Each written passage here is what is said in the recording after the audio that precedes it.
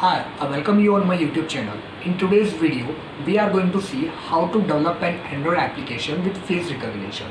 And this is the simplest explanation ever on YouTube about this topic. So, this is a very simple application which will take two images as an input and will tell whether these two images are of the same person or a different person. One-shot learning is a technique which I have used for face recognition to create this application. One-shot learning enables us to not to train repeatedly our model for new faces. So let's start without wasting any time.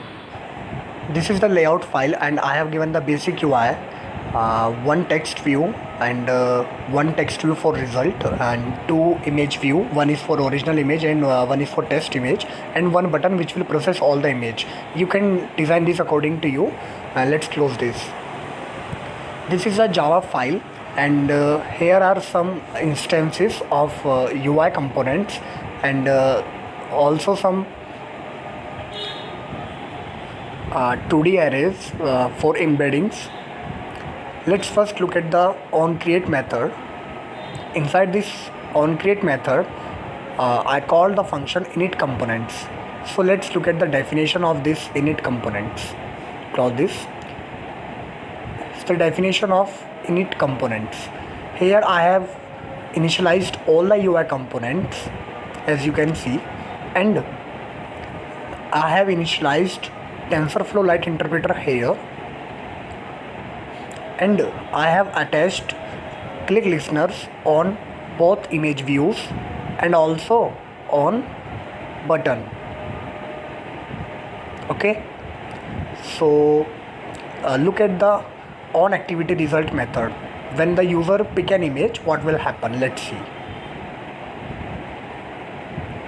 Here's the onActivityResult method. This is the if block for original image, request code 12, and this is for test image, request code 13. In this we are trying to get the bitmap which the user has selects, and we have set our original image view to this bitmap, and we have called the function face detector and passed this bitmap and image type original. Similarly for test image, as you can see. Hide this. Now we will see the definition of face detector.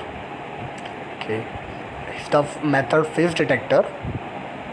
It's the definition of face detector.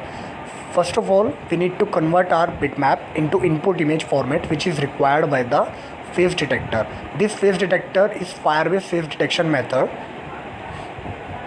We will process the image, and once the image is processed, on add-on success listener, we will get all the faces in this faces list, and we will get the bounding boxes of all the faces one by one. Now, close this. Now, we are trying to crop the image from these bounding boxes so that we can get the cropped face image, and then we will call get embedding function and pass this cropped image and image type.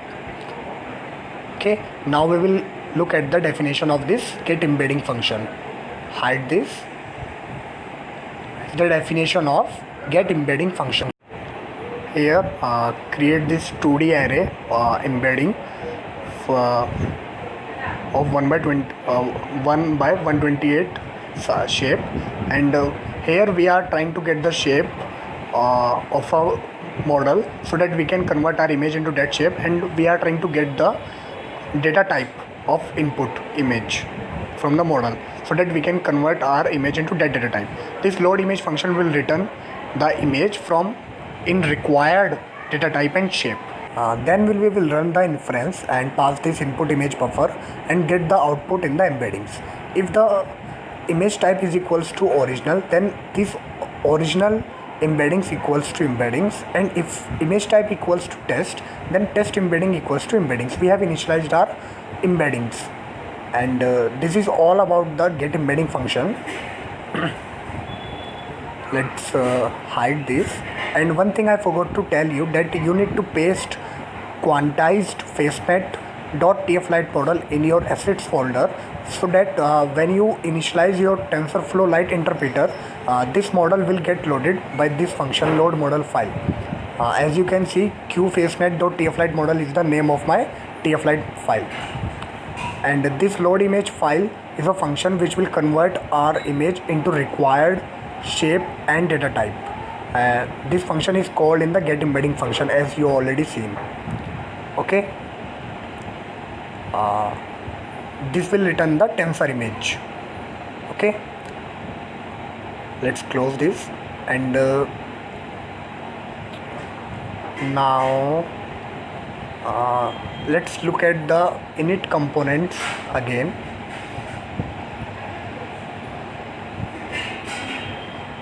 Yes, here in the BU verify button, when user click on the button, we will calculate the distance between these two embeddings, original embeddings and test embeddings.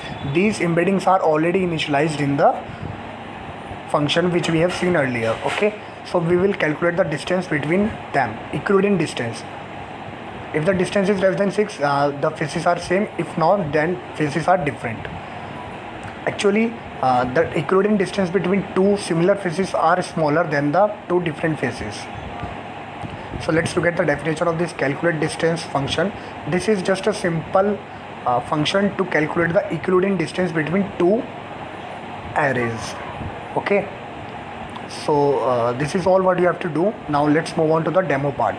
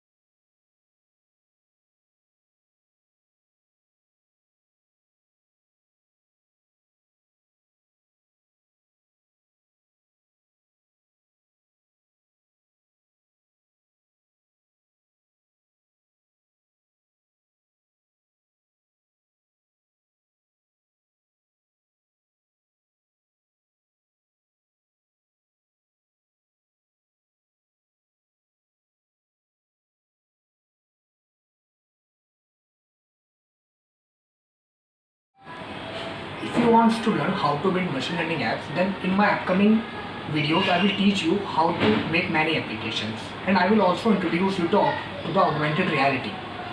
You just need to subscribe my YouTube channel and follow the tutorials.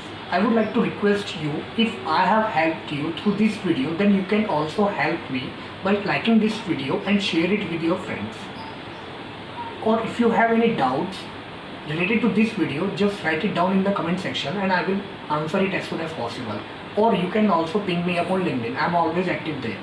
So guys, thank you for watching this video. See you again.